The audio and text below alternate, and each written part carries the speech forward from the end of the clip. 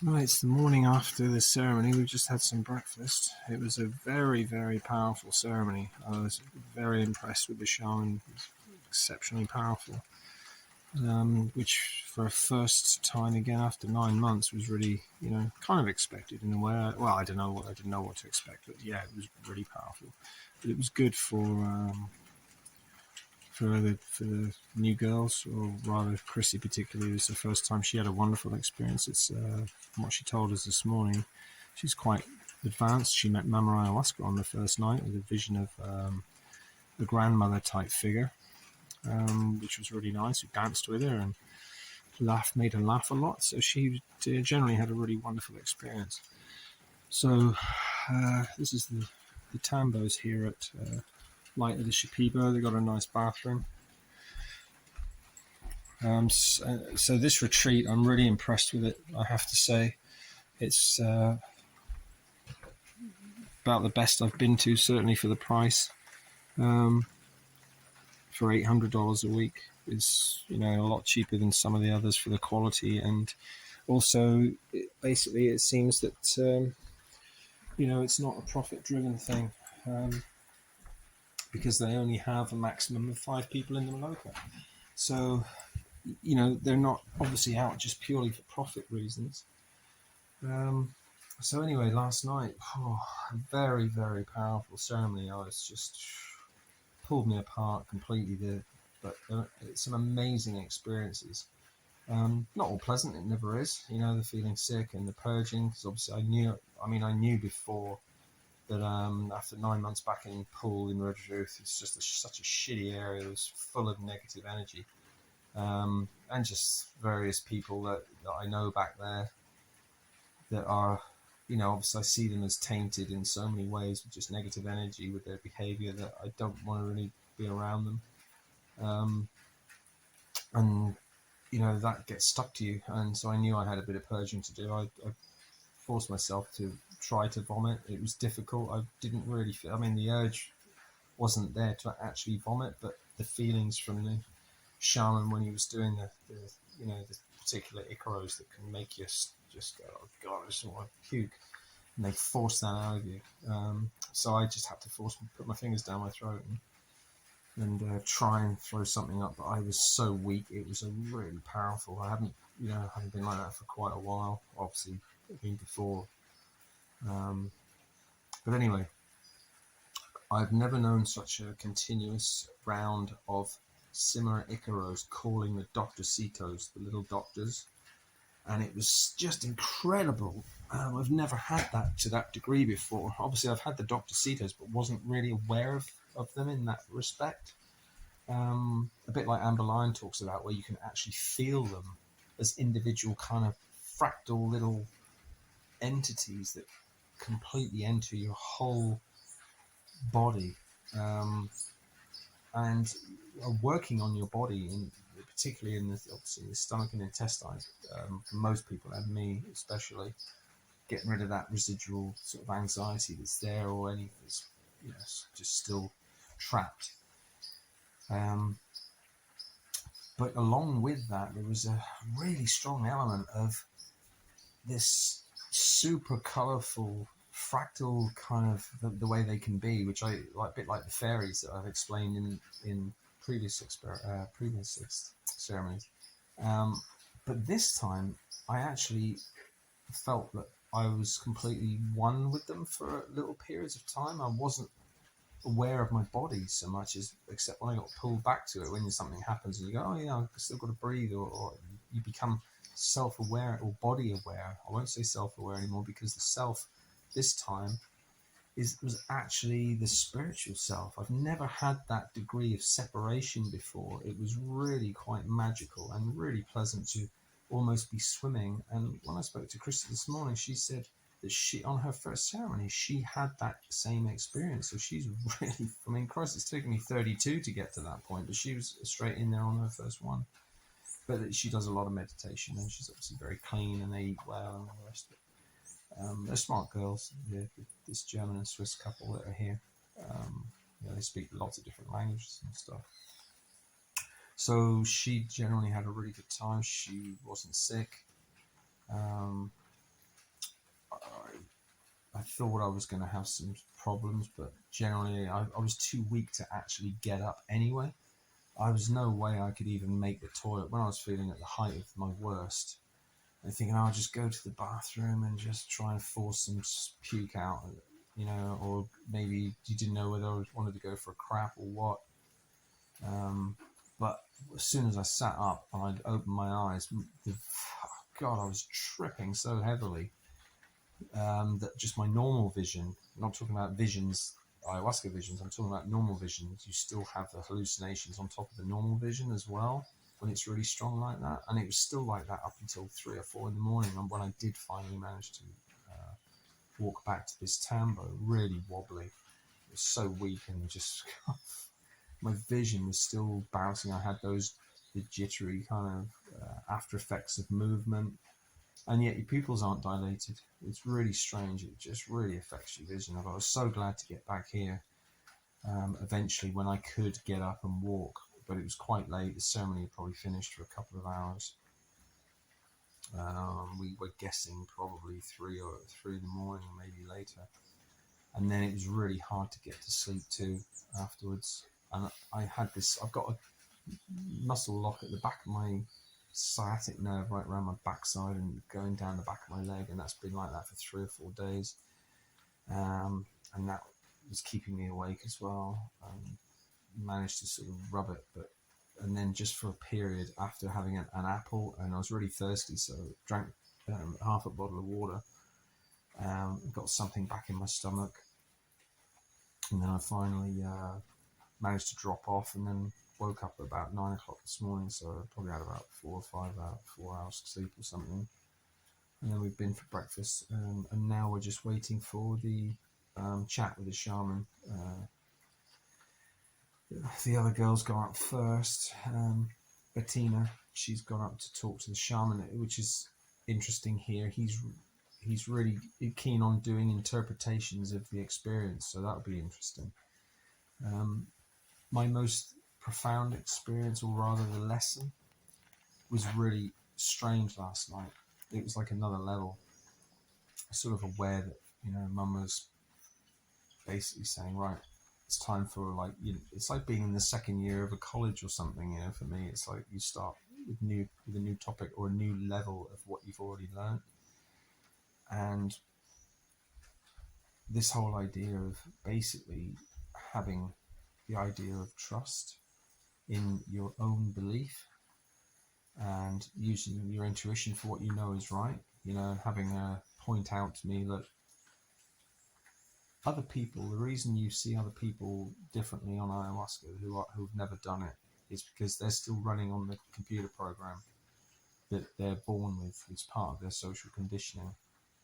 And obviously they think that they're talking from their own, which I knew this before, they think they're talking from their own opinion and perspective, but in actual fact it's other people's, because they're not forming their own opinion or being given their opinion from a spiritual level as an insight.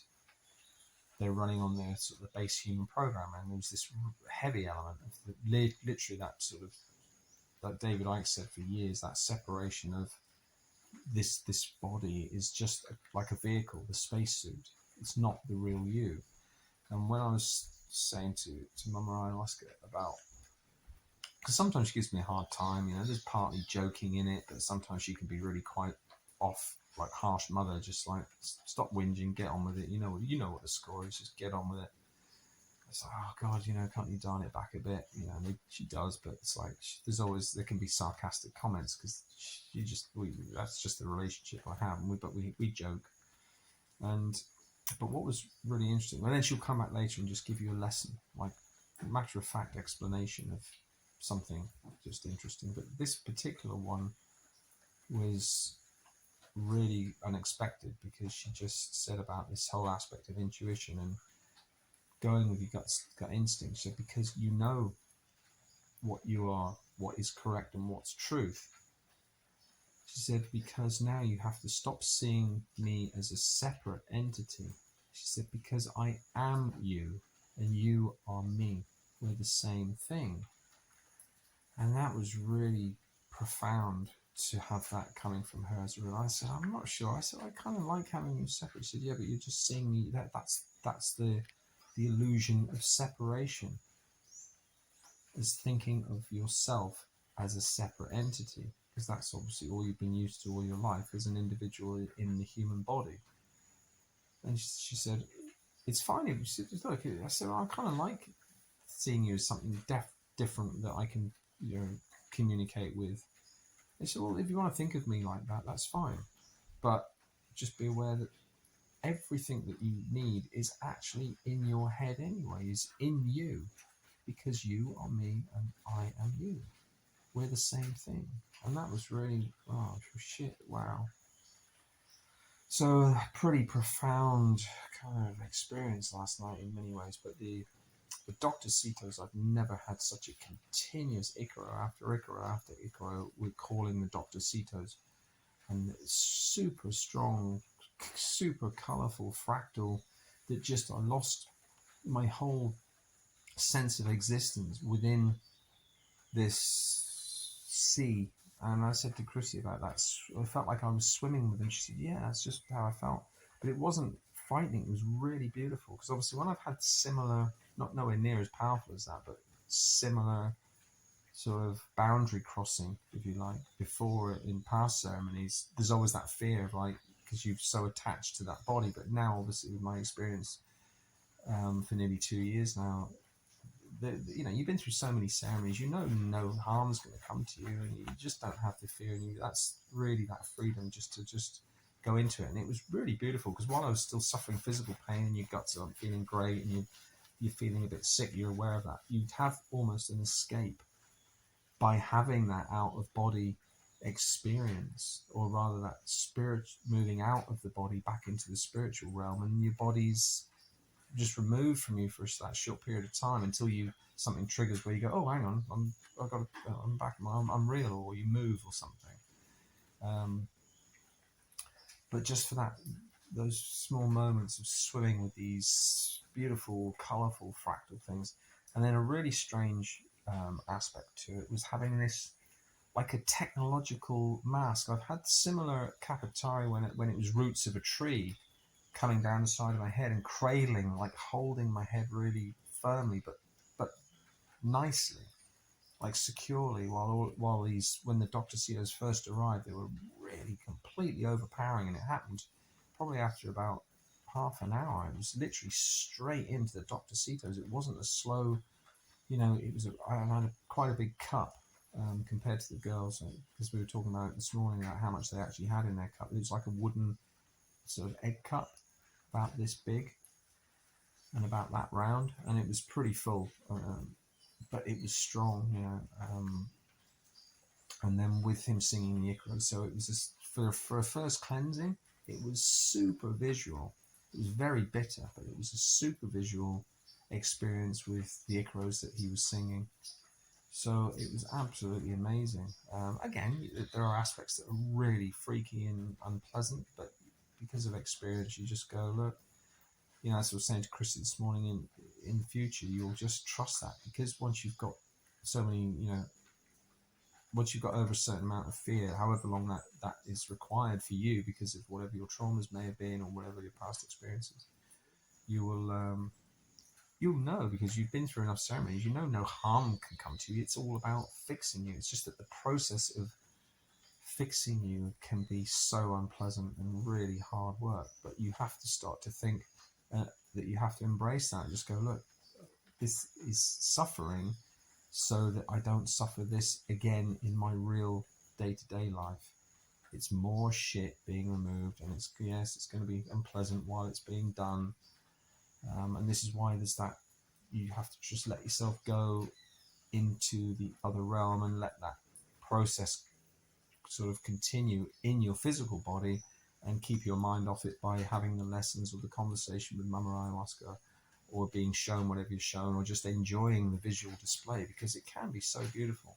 But going back to this mask, it was almost like a technological structure, like thin metallic-y kind of bar that went right the way around my, bit like an Escher thing, sort of semi-tech, semi-alien tech, but with a biological aspect to it,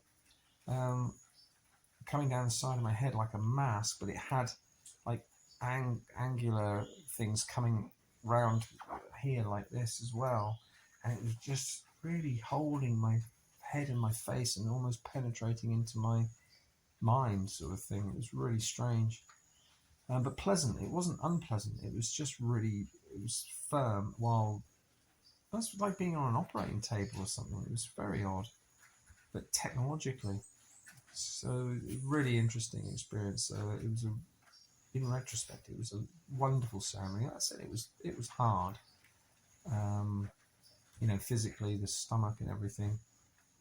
Well, not so bad. I mean, I've had much worse, but without I've had it just worse without any of the good stuff. Like right at the beginning, back at Kapatari, my first 9 or 10 were hell because there was just no. It was just pure suffering. It was horrible. Um, Really. Well, I mean, having said that, third ceremony, I did meet Mama Ayahuasca for the first time. I don't get a visual with her anymore. She never shows me a representation of herself in any form. We just get the conversation and the connection. That's all you need, really. Because the visual, it's nice to see it for the first time. It's like, so you always have your own mental image of Mama Ayahuasca for you. Like Chrissy will have this old, nice-faced, friendly, smiling, happy native grandmother sort of figure that was like just introduced herself straight off the bat in her ceremony. Just as soon as it kicked in, she was just started getting visuals forming.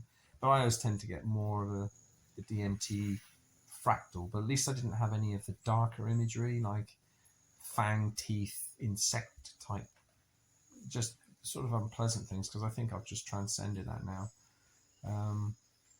That whole spiritual vibration thing, that where you transcend those lower levels of darker energy or whatever they were, that I always got the impression they were goading me, or they're just not particularly pleasant to look at. They're like weird sea creatures and fang teeth and sharp spiky claws, but they don't have that. This was more like the Dr. Citos had this such amazing super fractal, super colourful element to them, and just moving, and they're part of you and just inside you, and you're part of them, and it's just amazing, really wonderful, wonderful visuals. But that feeling of separation was absolutely beautiful. It was the closest sort of I can imagine to being this a spirit, just the true spirit form. Just for those short periods where you lose awareness of your body because it was so overpowering, and just with them, it was a wonderful experience. So anyway, so that's ceremony number 32 done. So we've got another one tomorrow, another one Friday, then we leave on Saturday. So once I think Chris is going to go up next. There's no time, there's no rushes. He takes as long as is necessary for whoever to translate some aspects of the last night's ceremony, and then he does his interpretation of it, which is quite nice because most other retreats don't do that. So it's obviously really interested in it. Suppose it makes it interesting for him. Sometimes I can be a bit skeptical and just go, oh well, it's just his interpretation. From previous retreats, sometimes where I found out maybe behind the scenes they don't really give a shit. To be honest, it's just part of the job to make it seem like they're giving sort of custom value. But with these people here, I really do feel that they are genuine. They're all really nice. It's just so nice and polite, and the ceremonies, it was just a lot of caring aspect to it. So it's a really nice place. It's the cheapest and best quality relative, the best cost to benefit rate, best cost to reward, I suppose, ratio. For an $800 for 3 ceremonies, it would be $1,500 for 2 weeks. You're not going to find anything, I don't think, in Iquitos as cheap as that anywhere, for the quality of these rooms and the quality of the shamans that they do. They have 3 shamans here, but they only have 1 working at any one time, and can't remember his name now, but anyway, it's just, you know, he's obviously a very powerful shaman. He's been practicing publicly for 25 years, so he had a lot of experience, and that showed. It was a bit like Don Lucho, you know, it was that kind of same level of power, and very similar in some ways, but much more pleasant this time for me because, again, you know, I've done a lot, so I'm at a nicer level now.